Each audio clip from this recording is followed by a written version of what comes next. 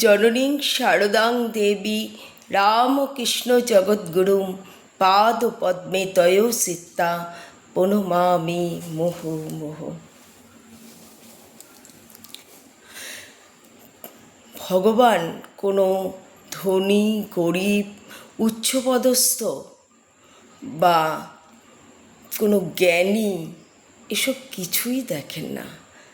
ভগবান শুধু ভক্তির কাছে তিনি বারে বারে কিন্তু ধরা দেন, এবং ভগবান প্রেম সমুদ্র। তাই যেটুকু আমাদের মনে হয়, আমাদের যতটুকু সম্বল, সেই দিয়ে যদি আমরা মন থেকে ভগবানকে ডাকি, নিশ্চয়ই ভগবান কিন্তু আমাদের সাড়া দেবেন। এরকমই একটি গল্প আজকে আপনাদের কাছে আমি শোনাবো। দক্ষিণেশ্বরে ঠাকুর তখন ভক্তদের সাথে প্রতি সন্ধ্যায় বিকাল থেকে ভক্ত সমাগম হতো। এক বৃদ্ধা প্রত্যেক দিনই ওইখান দিয়ে যেতেন। দেখতেন অনেক ভক্ত অনেক কিছু ঠাকুরের জন্য নিয়ে আসছেন, কিন্তু ওনার তো অবস্থা সেরকম ছিল না।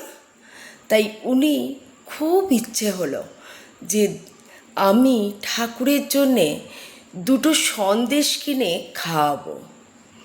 যেমন ভাবনা, একদিন সত্যি সত্যি বৃদ্ধা ভগবান শ্রী রামকৃষ্ণর কাছে, যেখানে দক্ষিণেশ্বরে ঠাকুর সমস্ত ভক্তদের সঙ্গে কথা বলতেন, সেখানে এসে হাজির। কিন্তু তিনি দেখলেন প্রচুর ভক্ত সমাগম, ভীষণ ভিড়। তখন তিনি কিছুক্ষণ অপেক্ষা করলেন। তারপর তিনি মায়ের কাছে গেলেন নহবতে। নহবতে মা তখন কাজ করছিলেন। মাকে গিয়ে বৃদ্ধা বললেন, দেখো, আমি না ঠাকুরের জন্যে এই দুটো সন্দেশ এনেছি, কিন্তু ওখানে প্রচুর ভক্ত সমাগম। আমি তাই জন্যে তোমার কাছে এলাম।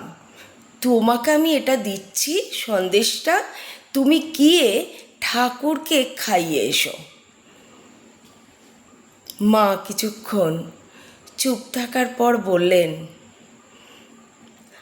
আমি তো যখন ভক্তরা থাকে আমি তো ওখানে যাই না। এক কাজ করুন, আপনি গিয়েই ঠাকুরকে নিজে হাতে সন্দেশ খাওয়ান। ঠাকুর যে সকলের, দেখবেন ঠাকুর নিশ্চয়ই আপনার সন্দেশ খাবে। খুব আনন্দ হলো বৃদ্ধার মনে যে মা বলেছে ঠাকুর নিশ্চয়ই, আপনি যে ভালোবেসে দিচ্ছেন এটা নিশ্চয়ই ঠাকুর গ্রহণ করবেন। কিন্তু বৃদ্ধা যখন সেই ঠাকুরের ঘরের দিকে এগোলো, গিয়ে দেখছে যে প্রচণ্ড ভিড় এবং অনেক অনেক বেশি বেশি নৈবেদ্য। সমস্ত ভক্তরা বড় বড় ঝুড়ি করে ঠাকুরের কাছে এনেছেন। তক্তপোষের নিচে, ঠাকুর তো বসতেন একটা তক্তপোষের ওপরে, ঠিক তার নিচে সমস্ত ঝুড়ি করে থালায় করে নৈবেদ্য সাজিয়ে রেখেছেন। তখন বৃদ্ধার মনে হলো, ঠাকুর কি আমার এইটুকু দুটো সন্দেশ খাবেন?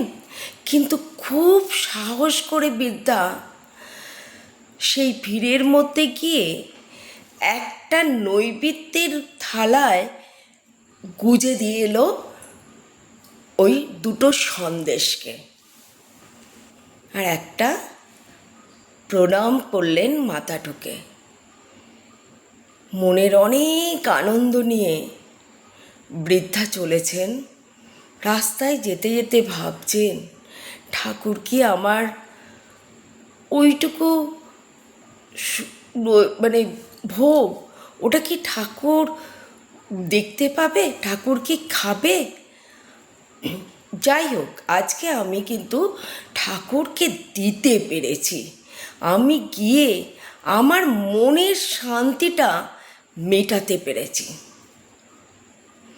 বৃদ্ধা ভাবছে আর মনে মনে আনন্দে বাড়ি যাচ্ছেন, আর সারাক্ষণ স্মরণ করে যাচ্ছে ঠাকুরকে। ঠাকুর, তুমি আমার এই সন্দেশ একটু হলেও খেও। যখন বৃদ্ধা গিয়েছিলেন, ঠাকুর আসলে ভাবাবেশে ছিলেন। ঠাকুর মোহ মোহ ভাবাবেশে থাকতেন, তাই ঠাকুরের সঙ্গে কোনো কথা হয়নি। ঠাকুর ভাবাবেশে যখন কাটলো ঠাকুরের, তখন ঠাকুর বললেন, আমার খিদে পেয়েছে, আমাকে খেতে দাও। ঠাকুর খেতে খুব ভালোবাসতেন। সমস্ত ভক্তরা তাড়াতাড়ি করে গিয়ে সব থেকে বড় নৈবেদ্যটা ঠাকুরের কাছে ধরলেন। ঠাকুর দেখেই বলছে, না না না, মানে ঠাকুর ভীষণভাবে বাচ্চাদের মতো করছে, এটা না, এটা আমি খাবো না। তখন আবার ভক্তরা একটা মাঝারি সাইজের নৈবেদ্য ঠাকুরের কাছে দিলেন। ঠাকুর তাতেও সন্তুষ্ট নয়। ঠাকুর তখন ভক্তরা এটা দেন ওটা দেন, ঠাকুর কোনোটাই সন্তুষ্ট নয়। লাস্টে সেই ছোট্ট ঠোঙায়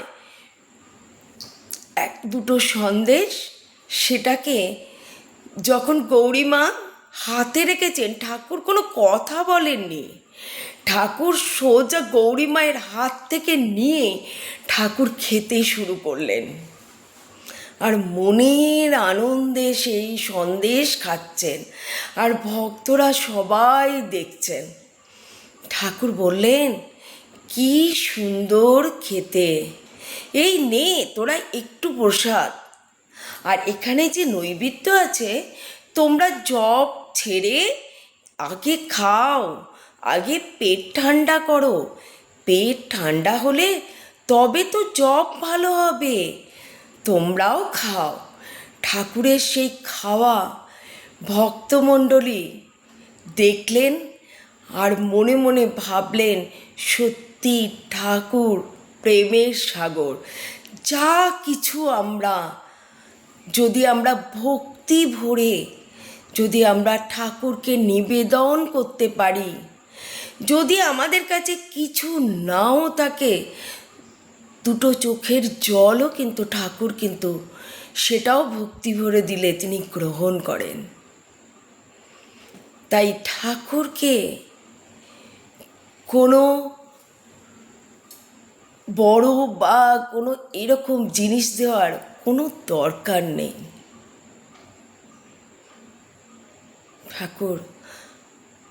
ঠাকুর প্রেমের সাগর।